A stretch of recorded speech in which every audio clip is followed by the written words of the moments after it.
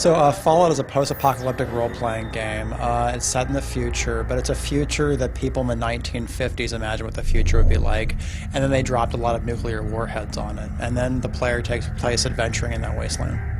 Fallout New Vegas, it takes place 4 years after the events in Fallout 3, and obviously the signature city is the city of Vegas and the surrounding Mojave Wasteland, which is a comparable world space to the Capital Wasteland in Fallout 3.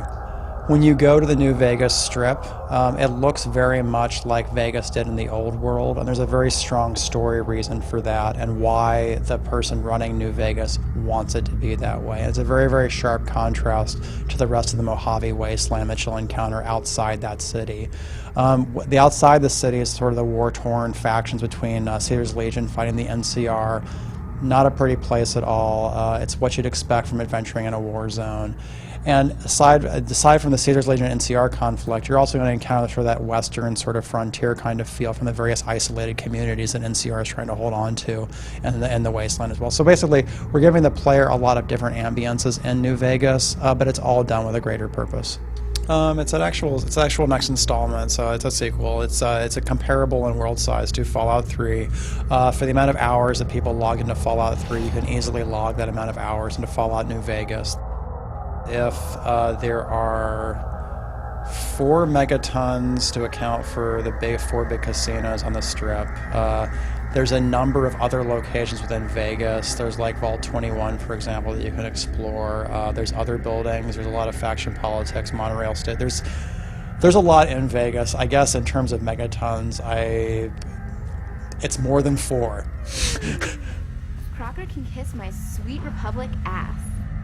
You can actually explore the story and change it in different ways, and in very significant ways over the course of the game. So that's one element. There's also a lot of new systems in terms of, like, we have new skills present in the game, like survival. We have a lot more things you can do with skills. For example, there's workbenches that cater to just about every skill in the game, from explosives, science, and repair.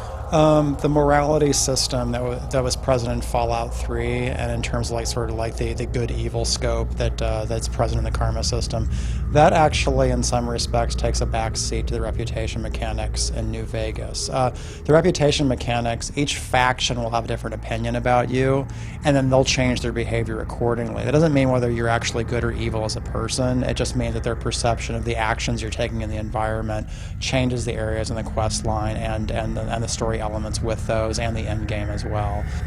Hey there, friend. A bit of advice. Look like you could use some protection. Well, if there was to draw any comparisons between Planescape Torment and Fallout New Vegas, I guess it would complement what we've been trying to do at City Entertainment, which is we try and make sure that when we have characters in our title, notably the companions in New Vegas, we wanted to make sure that people that travel with you have really rich, deep personalities. They have quest lines, ways they can comment on the perspective of factions in the environment, and basically act as more than just your gun-toting sidekicks. In terms of Easter eggs that could be showing up in New Vegas, we haven't included anything like from previous titles like Planescape or nothing from Fallout 2. You will catch references to Fallout 1 and Fallout 2.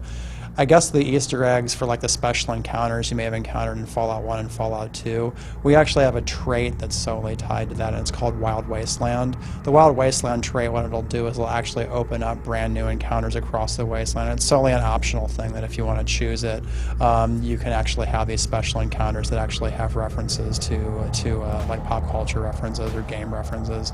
And that's something that our project director, Josh Sawyer, felt very strongly about, so he wanted to put it in the game, and people that encountered it at the studio are pretty excited about it. So, Fallout New Vegas is coming out on October 19th for Xbox, PS3, and PC.